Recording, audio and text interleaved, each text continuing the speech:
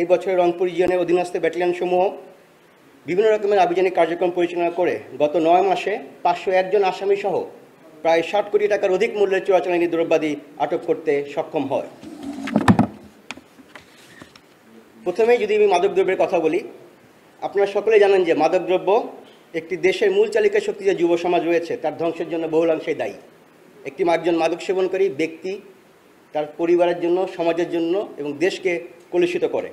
এর প্রেক্ষাপটে মাদক বিরোধী কার্যক্রমে সরকারের জিরো টলারেন্স নীতি বাস্তবায়নে বিজিবি সর্বদা নিরলসভাবে কাজ করে যাচ্ছে।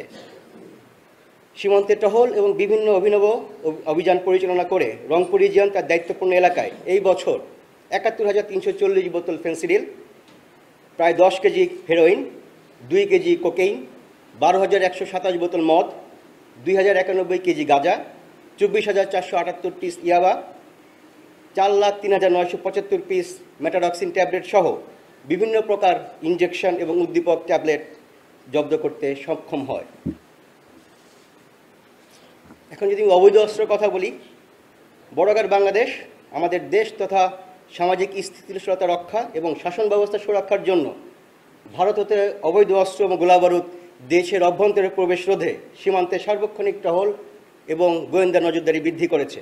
এই বছর রংপুর রিজিয়ন একটি 6 রাউন্ড গুলি সহ একটি বিদেশি পিস্তল, 6টি এয়ারগান, 3,100টি এয়ারগানের সীসাগুলি, 7 কেজি গান পাউডার, 99টি ককটেল এবং 40টি পেট্রোল বোমা উদ্ধার করতে সক্ষম হয়।